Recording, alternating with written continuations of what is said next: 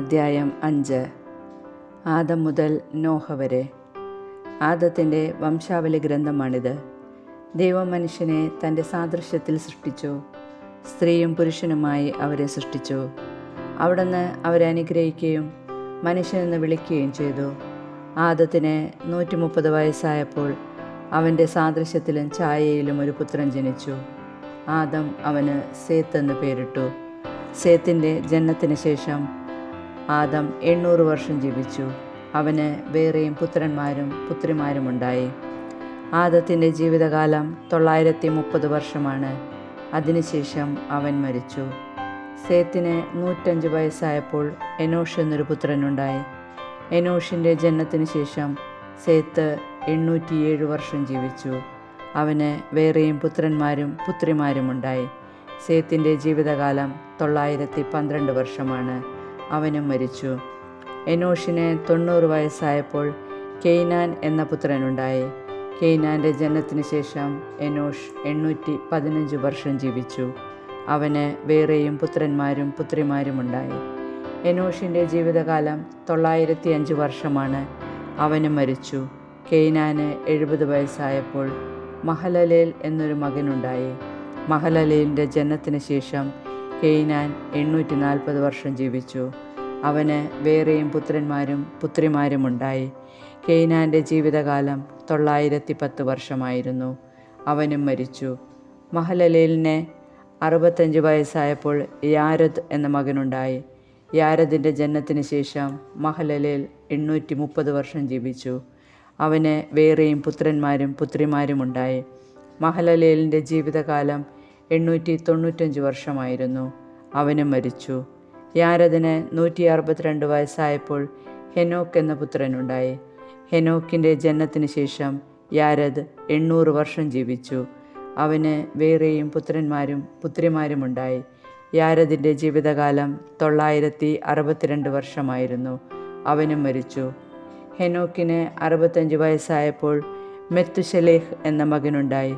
മെത്തുശലേഹിൻ്റെ ജനനത്തിന് ശേഷം ഹെനോക്ക് 300 വർഷം കൂടി ദൈവത്തിന് പ്രിയപ്പെട്ടവനായി ജീവിച്ചു. അവന് വേറെയും പുത്രന്മാരും പുത്രിമാരുമുണ്ടായി.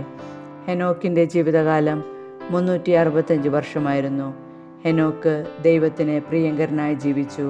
പിന്നെ അവനെ കണ്ടിട്ടില്ല. ദൈവം അവനെ എടുത്തു. 187 വയസ്സായപ്പോൾ മെത്തുശലേഹ് ലാമക്കിൻ്റെ പിതാവായി. ലാമക്കിൻ്റെ ജനനത്തിന് ശേഷം മെത്തുശലേഹ് 782 വർഷം ജീവിച്ചു. അവന് വേറെയും പുത്രന്മാരും പുത്രിമാരുമുണ്ടായി. മെത്തുശലേഹിൻ്റെ ജീവിതകാലം 969 വർഷമായിരുന്നു. അവനും മരിച്ചു.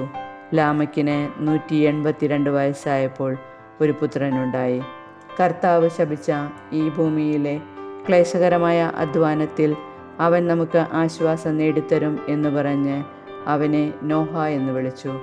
നോഹയുടെ ജനനത്തിന് ശേഷം ലാമക് 595 വർഷം ജീവിച്ചു. അവന് വേറെയും പുത്രന്മാരും പുത്രിമാരുമുണ്ടായി.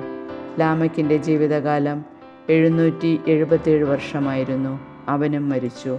നോഹയ്ക്ക് 500 വയസ്സായതിനു ശേഷം ഷേം, ഹാം, യാഫത്ത് എന്നീ പുത്രന്മാരുണ്ടായി. അദ്ധ്യായം 6. തിന്മ വർദ്ധിക്കുന്നു.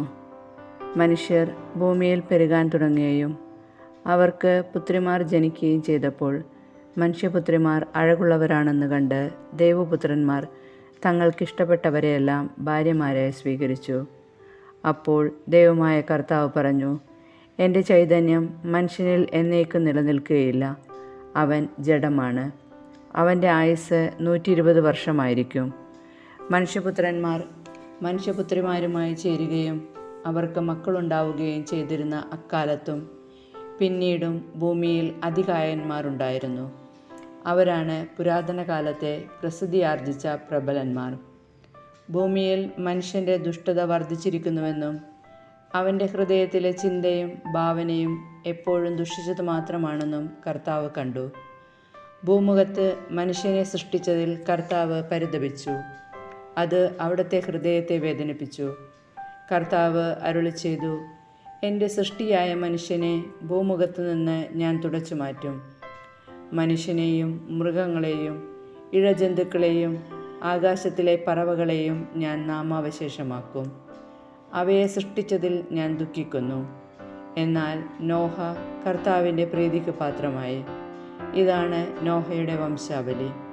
നോഹ നീതിമാനായിരുന്നു, ആ തലമുറയിലെ കറയറ്റ മനുഷ്യൻ. അവൻ ദൈവത്തിൻ്റെ മാർഗത്തിൽ നടന്നു. നോഹയ്ക്ക് 3 പുത്രന്മാരുണ്ടായി: ഷേം, ഹാം, യാഫത്ത്. ദൈവത്തിൻ്റെ ദൃഷ്ടിയിൽ ഭൂമിയാകെ ദുഷിച്ചതായി തീർന്നു. എങ്ങും അക്രമം നടമാടി. ഭൂമി ദുഷിച്ചു പോയെന്ന് ദൈവം കണ്ടു. ലോകത്തിൽ മനുഷ്യരെല്ലാവരും ദുർമാർഗികളായി. നോഹയുടെ പെട്ടകം. ദൈവം നോഹയോട് അരുളി ചെയ്തു: ജീവജാലങ്ങളെയെല്ലാം നശിപ്പിക്കാൻ ഞാൻ നിശ്ചയിച്ചിരിക്കുന്നു. അവർ മൂലം ലോകം അധർമ്മം കൊണ്ട് നിറഞ്ഞിരിക്കുന്നു. ഭൂമിയോടുകൂടി അവരെ ഞാൻ നശിപ്പിക്കും. ഗോഫർ മരം കൊണ്ട് നീ ഒരു പെട്ടകമുണ്ടാക്കുക.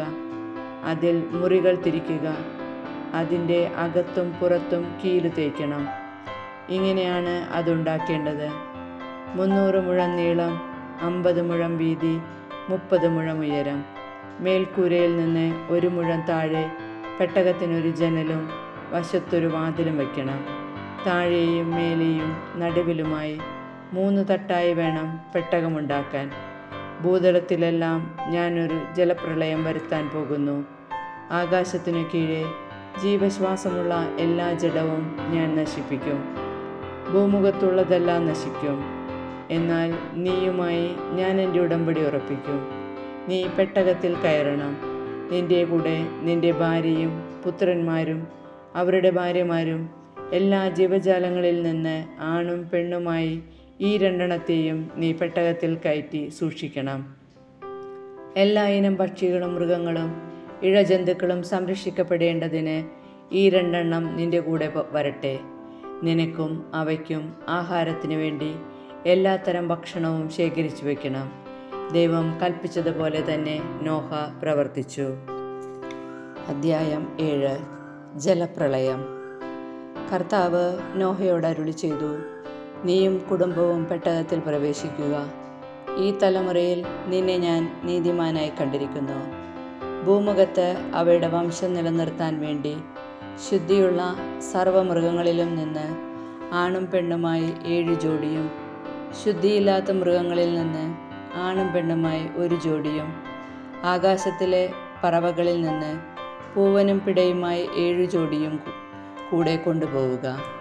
7 ദിവസവും കൂടി കഴിഞ്ഞാൽ 40 രാവും 40 പകലും ഭൂമുഖത്തെല്ലാം ഞാൻ മഴ പെയ്യിക്കും. ഞാൻ സൃഷ്ടിച്ച സകല ജീവജാലങ്ങളെയും ഭൂതലത്തിൽ നിന്ന് തുടച്ചു മാറ്റും. കർത്താവ് കൽപ്പിച്ചതെല്ലാം നോഹ ചെയ്തു.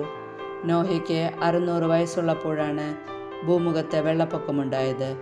വെള്ളപ്പൊക്കത്തിൽ നിന്ന് രക്ഷപ്പെടാൻ നോഹയും ഭാര്യയും പുത്രന്മാരും അവരുടെ ഭാര്യമാരും പെട്ടകത്തിൽ കയറി. ദൈവം കൽപ്പിച്ചതുപോലെ ശുദ്ധിയുള്ളവയും അല്ലാത്തവയുമായ മൃഗങ്ങളും പക്ഷികളും ഇഴജന്തുക്കളും ആണും പെണ്ണുമായി ഈ 2 വീതം നോഹയോടുകൂടെ പെട്ടകത്തിൽ കയറി. 7 ദിവസം കഴിഞ്ഞപ്പോൾ ഭൂമിയിൽ വെള്ളം പൊങ്ങി തുടങ്ങി. നോഹയുടെ ജീവിതത്തിൻ്റെ 600-ാം വർഷം 2-ാം മാസം 17-ാം ദിവസം അഗാധങ്ങളിലെ ഉറവകൾ പൊട്ടിയൊഴുകി. ആകാശത്തിൻ്റെ ജാലകങ്ങൾ തുറന്നു. 40 രാവും 40 പകലും മഴ പെയ്തുകൊണ്ടിരുന്നു. അന്ന് തന്നെ നോഹയും ഭാര്യയും അവൻ്റെ പുത്രന്മാരായ ഷേം, ഹാം, യാഫത്ത് എന്നിവരും അവരുടെ ഭാര്യമാരും പെട്ടകത്തിൽ കയറി. അവരോടൊത്ത് എല്ലാ ഇനം വന്യമൃഗങ്ങളും കന്നുകാലികളും ഇഴജന്തുക്കളും പക്ഷികളും പെട്ടകത്തിൽ കടന്നു. ജീവനുള്ള സകല ജഡത്തിലും നിന്ന് ഈ 2 വീതം നോഹയോടുകൂടി പെട്ടകത്തിൽ കടന്നു. സകല ജീവജാലങ്ങളും നോഹയോട് ദൈവം കൽപ്പിച്ചിരുന്നതുപോലെ ആണും പെണ്ണുമായാണ് അകത്ത് കടന്നത്. കർത്താവ് നോഹയെ പെട്ടകത്തിലടച്ചു. വെള്ളപ്പൊക്കം 40 നാൾ തുടർന്നു. ജലനിരപ്പുയർന്നു. പെട്ടകം പൊങ്ങി ഭൂമിക്ക് മുകളിലായി. ഭൂമിയിൽ ജലം വർദ്ധിച്ചുകൊണ്ടേയിരുന്നു. പെട്ടകം വെള്ളത്തിന് മീതെ ഒഴുകി. ജലനിരപ്പ് വളരെ ഉയർന്നു. ആകാശത്തിന് കീഴെ തലയുയർത്തിയിരുന്ന സകല പർവ്വതങ്ങളും വെള്ളത്തിനടിയിലായി. പർവ്വതങ്ങൾക്ക് മുകളിൽ 15 മുഴം വരെ വെള്ളമുയർന്നു. ഭൂമുഖത്ത് ചരിക്കുന്ന എല്ലാ ജീവജാലങ്ങളും പക്ഷികളും കന്നുകാലികളും കാട്ടുമൃഗങ്ങളും ഇഴജന്തുക്കളും മനുഷ്യരും ചത്തൊടുങ്ങി. കരയിൽ വസിച്ചിരുന്ന പ്രാണനുള്ളവയെല്ലാം ചത്തു. ഭൂമുഖത്തു നിന്ന് ജീവനുള്ളവയെല്ലാം, മനുഷ്യനെയും മൃഗങ്ങളെയും ഇഴജന്തുക്കളെയും ആകാശത്തിലെ പക്ഷികളെയും അവിടുന്ന് തുടച്ചു മാറ്റി.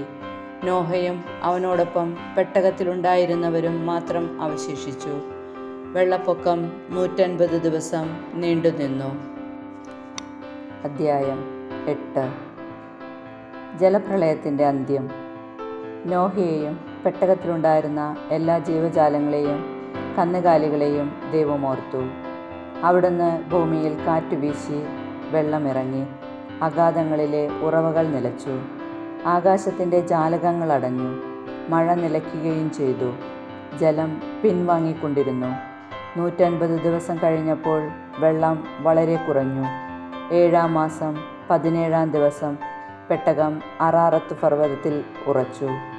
10 മാസത്തേക്ക് വെള്ളം കുറഞ്ഞുകൊണ്ടേയിരുന്നു. 10-ാം മാസം 1-ാം ദിവസം പർവ്വതശിഖരങ്ങൾ കാണാറായി. 40 ദിവസം കഴിഞ്ഞപ്പോൾ നോഹ പെട്ടകത്തിൽ താൻ ഉണ്ടാക്കിയിരുന്ന കിളിവാതിൽ തുറന്ന് ഒരു മലങ്കാക്കിയെ പുറത്തുവിട്ടു. വെള്ളം വറ്റുവോളം അത് അങ്ങുമിങ്ങും പറന്നു നടന്നു. ഭൂമിയിൽ നിന്ന് വെള്ളമിറങ്ങിയോ എന്നറിയാൻ അവൻ ഒരു പ്രാവിനെയും വിട്ടു. കാലുകുത്താൻ ഇടം കാണാതെ പ്രാവ് പെട്ടകത്തിലേക്ക് തന്നെ തിരിച്ചു വന്നു.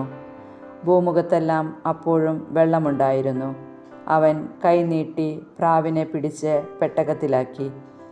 7 ദിവസം കൂടി കാത്തിട്ട് വീണ്ടും അവൻ പ്രാവിനെ പെട്ടകത്തിന് പുറത്തുവിട്ടു. വൈകുന്നേരമായപ്പോൾ പ്രാവ് തിരിച്ചു വന്നു. കൊത്തിയെടുത്ത ഒരു ഒലിവില അതിൻ്റെ ചുണ്ടിലുണ്ടായിരുന്നു. വെള്ളമിറങ്ങിയെന്ന് നോഹയ്ക്ക് മനസ്സിലായി. 7 നാൾ കൂടി കഴിഞ്ഞ് അവൻ വീണ്ടും പ്രാവിനെ പുറത്തുവിട്ടു. അത് പിന്നെ തിരിച്ചു വന്നില്ല.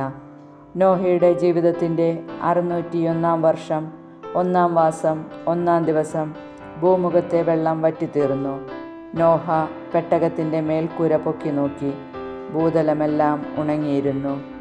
2-ാം മാസം 27-ാം ദിവസം ഭൂമി തീർത്തും ഉണങ്ങി. ദൈവം നോഹയോട് പറഞ്ഞു, ഭാര്യ, പുത്രന്മാർ, അവരുടെ ഭാര്യമാർ എന്നിവരോടുകൂടി പെട്ടകത്തിൽ നിന്ന് പുറത്തിറങ്ങുക. പെട്ടകത്തിലുള്ള പക്ഷികളെയും മൃഗങ്ങളെയും ഇഴജന്തുക്കളെയും എല്ലാം പുറത്തു കൊണ്ടുവരിക.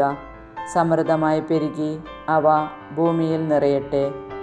ഭാര്യയും പുത്രന്മാരും അവരുടെ ഭാര്യമാരുമൊത്ത് നോഹ പെട്ടകത്തിൽ നിന്ന് പുറത്തു വന്നു.